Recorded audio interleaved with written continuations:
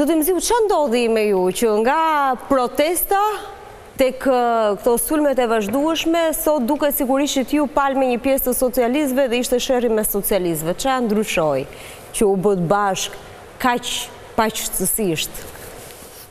Nuk besoj që ishim bashk në aspektin e diskutimeve, kishte mbi 5 orë debat që po bëj.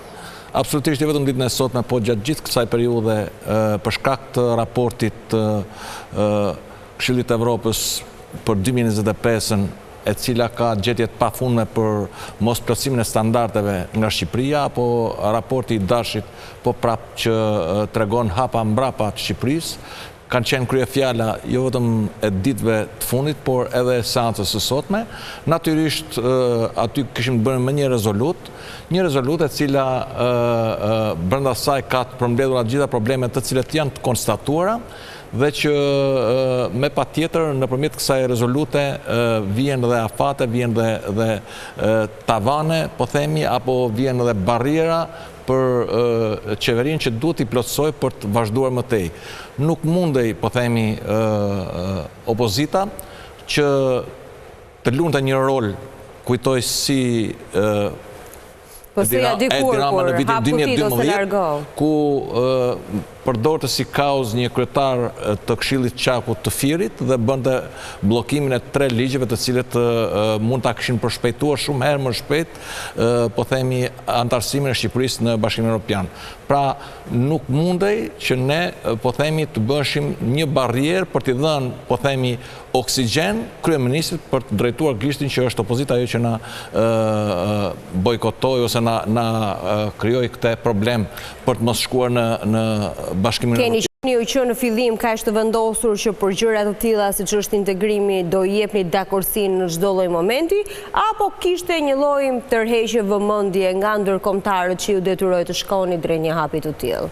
Tërheqje veshit, Partia Demokratike është e interesuar që Shqipëria të shkojë një orë më parë në Bashkimin Evropian.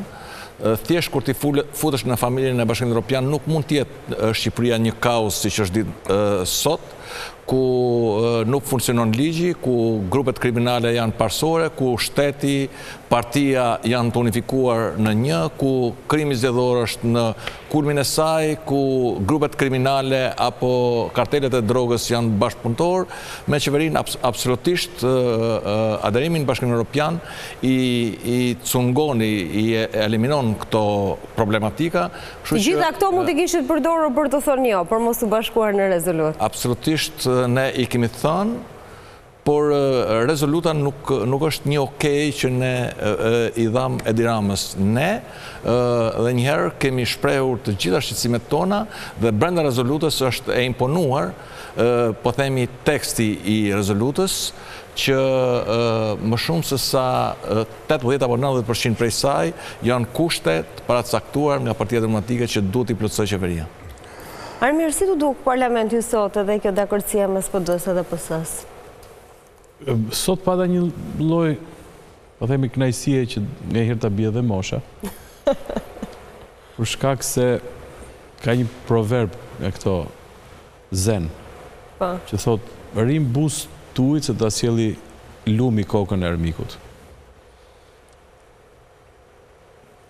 2-3 muaj përpara në një studio televizive, në një panel, kur unë thash që politika shqiptare për disa çështje thelbësore duhet kishte bërë një konsensus patjetërsueshëm këto 30 vjet. Pra çështja e krimit. Si ishin dakord disa në qeshën aty, po si bashkë ne. Sot koha më dha mua të drejtë. Dhe për të shtuar diçka zotit Mziu që natyrisht ai di më mirë se unë, Berisha kur do hynin në parlament dhe kur diskutohet do hyni apo jo, Berisha për ligjet që kanë të bëjnë me integrimin tha do t'i votojnë. Pra ishte në si thosh në koherencën e vet. Unë me gjithë vredit që kam për politikën përgjithësi, natyrisht kryesorën për pushtetin, por edhe mënyrën se si bëhet opozit, jam interesuar personalisht si grup shoqëror dhe si kom që për disa gjëra që janë thelbësore nuk mund të ketë të majtë të djathtë pushtet opozit. Është Shqipëria. Shiko, nuk po e them në formë kështu patriotike. Jo, realisht. Është interesi më i lartë i të gjithë ne. Interesi më i lartë i të gjithë ne është do hym BE, s'do hym BE. Në qoftë se të gjithë bijem dakord të hym, të gjithë do të themi, po, çfarë janë ligje integrimi, nuk kanë diskutim. Në qoftë se themi jo, është kundër nesh, do të themi, çfarë janë ligje integrimi, nuk do të votohet. Por kjo nuk është çështje që gjithmonë neve duhet fillojmë, duhet të themi. Pra, sot, unë nuk është se pash ndonjë wow në politikën shqiptare. Politika shqiptare është bërë edhe tek reforma drejtësi, pavarësisht se një pjesë është bërë pishman sot. Dhe për votimet të tjera, janë bërë bashk dhe kanë votuar bashk. Po të reforma në drejtësi, presioni ishte i hapur, ju duhet shkoni të votonin atë ko.